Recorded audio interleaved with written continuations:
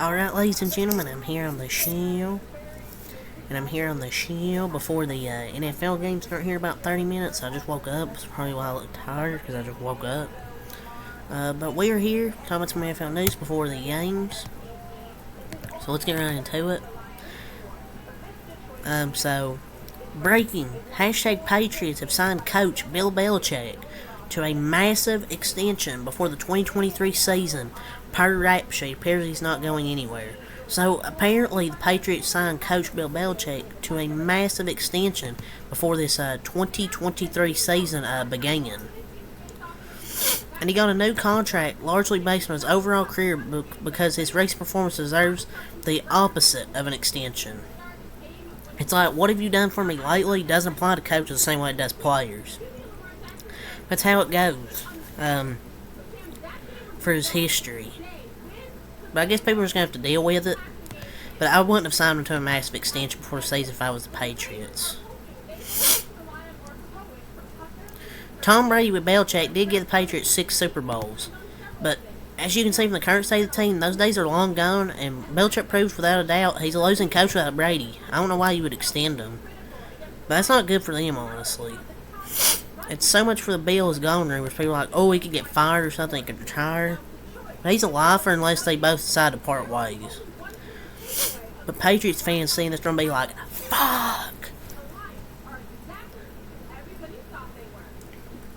Well, I love how people were saying last week, oh, he's in the hot seat, but now it comes out he signed a massive extension before the season. So, yeah, he isn't going anywhere. Bears undrafted rookie QB Tyson Bagent has, quote, 70 of his closest friends and family at the game for his first NFL start, per Pace Grags. So he has 70 of his close friends and family at the game. So hopefully he can perform good for his friends and family that's at the game. So Jets quarterback Aaron Rodgers will appear on Monday Night Football's Manning cast of the 49ers versus Vikings game.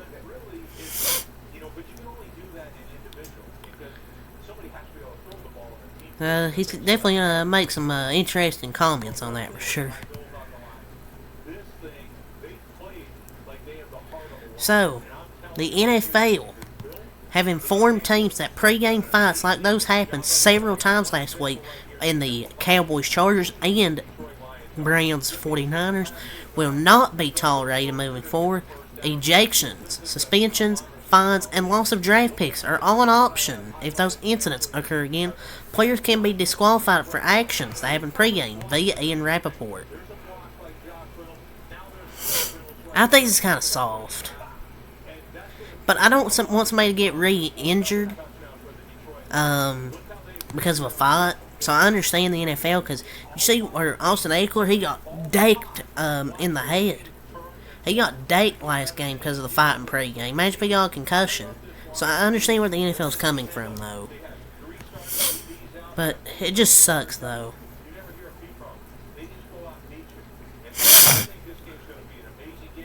But this kind of weak.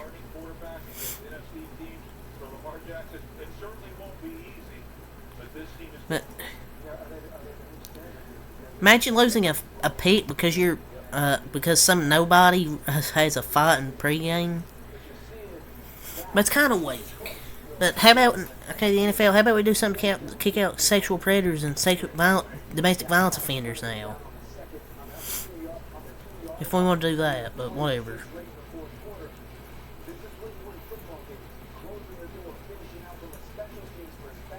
So Jaguars safety Rayshon Jenkins on Saints quarterback Derek Carr, quote, that's Derek Carr's game. He's going to check down. After the Jags beat the Saints 31-24, their starting safety Jenkins had a couple words about Carr, quote, we know that's Derek Carr's game. He's going to check down. We just have to win the game down the field. And that was the mindset of the DBs. We'll let him have the checkdowns. We'll come up, rally tackle that, and get rid of the shot plays.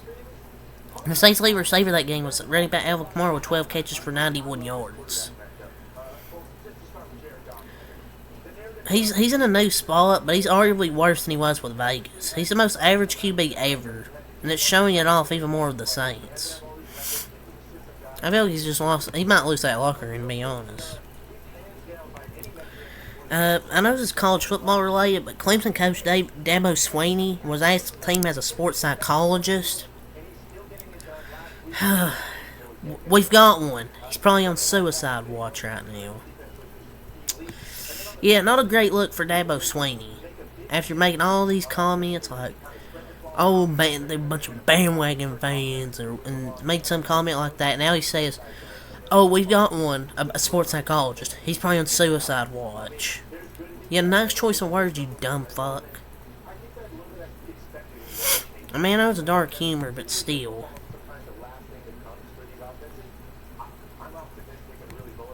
And I know this isn't NFL related, but I want to talk about this.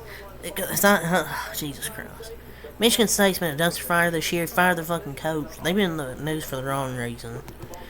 And they did an in-game trivia question asking fans what country or something like Hitler was born in. They put a picture of Hitler on the scoreboard. And then they released some type of apology. They're like, oh, we're deeply sorry for the content that was displayed, and this is not representative of our institutional values. MSU will not be using a third-party source going forward and will implement stronger screening and approval procedures. We are deeply sorry. I don't know about that. But yeah, what a trash response, though. I mean, surely they knew that wasn't a good idea. I know it isn't NFL, I just wanted to mention that.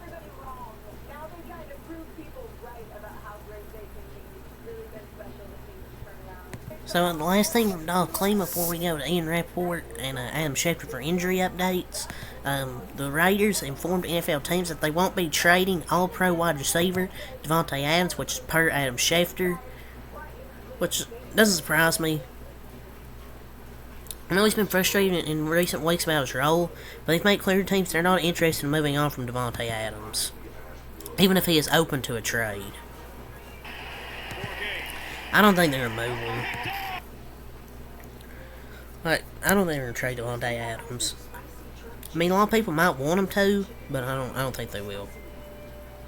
So, per your report, NFL teams have called the Broncos about trading for star quarterback Patrick Surtain per Jay Glazer. This is just news here like 5 minutes ago. A trade is unlikely, however, Glazer mentioned there are teams around the league looking for defensive help. Last night, Dan Mercini reported that the Broncos will listen to offers for about, quote, every player, but are not having a fire sale. So this reported yesterday, teams have called about Patrick Surtain. They're not going to trade Patrick Surtain. It's hilarious that teams think they will get him. The Broncos are not trading their best defensive player unless they were to get, like, maybe even at most, like 2 or 3 first-round picks. If I was the Broncos, you'd probably listen to that, but why would you trade away your best defensive player? I wouldn't do it if I'm Denver. But that's just what I would do, just keep him instead of trading him, but you know, who knows what the Broncos at this point. So we have some injury now stuff. Lions running back Craig Reynolds is active, and cornerback Jerry Jacobs is inactive. So Jerry Jacobs is not going to play. So Craig Reynolds is active, so might get a split of carries between Craig Reynolds and Jahmyr Gibbs. Browns running back Kareem Hunt is listed as questionable due to a strained thigh. Is active today versus the Colts. So he was listed as questionable due to a strained thigh, but he is active today versus the Colts.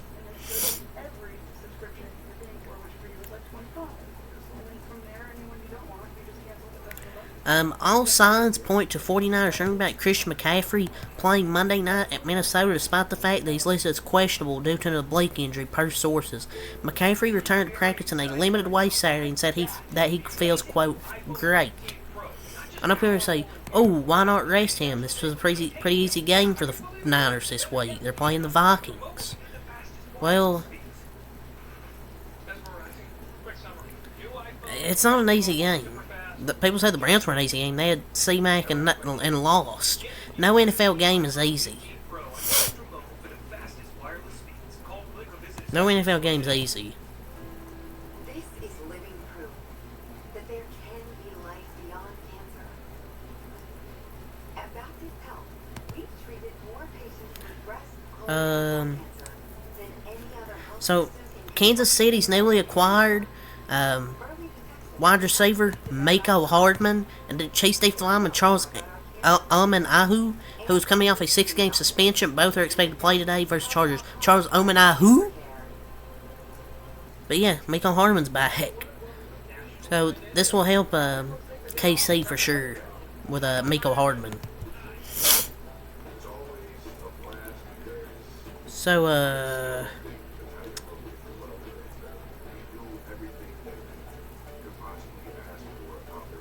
Seahawks running back Zach Charbonnet, listed as questionable for Sunday due to a hamstring injury, is not expected to play versus Cardinals. Per source, DJ Dallas is now expected to serve as Seattle's number 2 running back. So, DJ Dallas is going to be their backup. So, in each of the previous 2 weeks, Seahawks wide receiver DK Metcalf was listed as questionable due to a rib injury, but wound up playing. This time, Metcalf is listed as questionable for Sunday due to a hip and rib injury.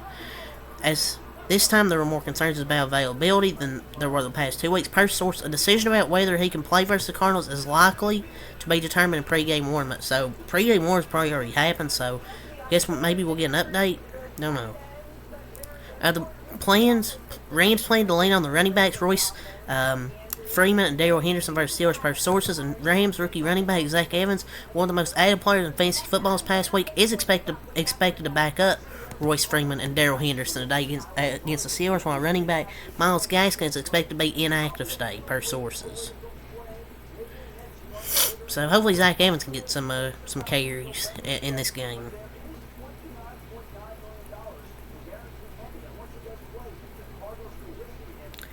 Packers running back Aaron Jones listed as questionable for Sunday due to a hamstring injury, is expected to play versus Denver per source.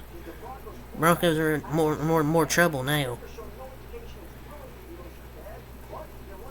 Raiders quarterback Jimmy Garoppolo, who has already been ruled out for Sunday's game versus the Bears, is expected to be ready to play next Monday night's game in Detroit versus the Lions per source. Oh boy, Raiders in prime time. There's a follow-up tweet. Raiders QB Jimmy Garoppolo has a $90,000 per game active roster bonus that he misses out on for each game that he doesn't play. Garoppolo now has missed on $180,000 in roster bonuses the past 2 weeks. He's expected to start making it back next Monday night.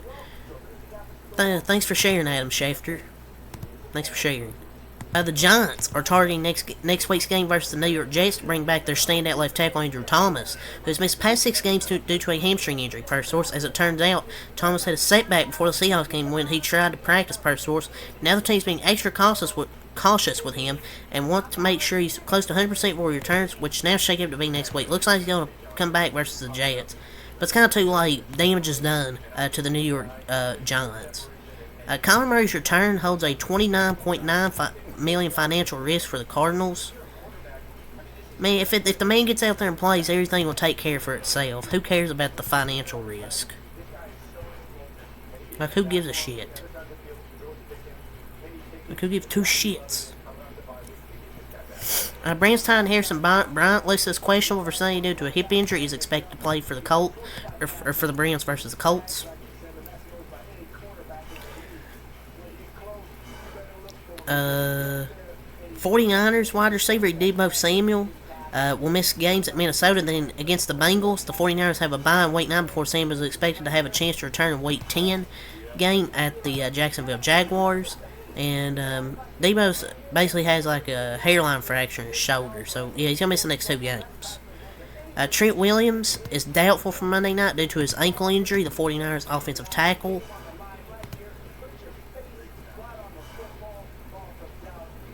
The Cardinals have activated safety Buda Baker and cornerback Garrett Williams for Sunday's game at Seattle. 7-time Pro Bowl wide receiver Julio Jones was promoted off Philly's practice squad. Is now expected to make his Eagles debut Sunday night versus the Dolphins. The Dolphins have activated running back Jeff Wilson off the injured reserve and elevated Tanner Conner, the tight end, for Sunday's game versus the Eagles. Marvin Jones is not trailing with the team to Baltimore. The Lions wide receiver has been ruled out for Sunday's game versus the Ravens for some personal reasons. So hopefully everything's okay, but they still have Jameson Williams. The Browns have elevated quarterback P.J. Walker to their active roster from the practice squad and have also signed running back Deion Jackson to their active roster. Should be starting over Deshaun, but I don't think it would matter. But I think that's it. Some more actives for this game for today. Deshaun Watson, Kareem Hunt, Hunter Henry. Inactives: Daniel Jones, Evan Neal, Juju Smith-Schuster, Malik Cunningham. That's all the rest of the actives and inactives. I'll have to say for this video. So until next time, peace. Enjoy the NFL.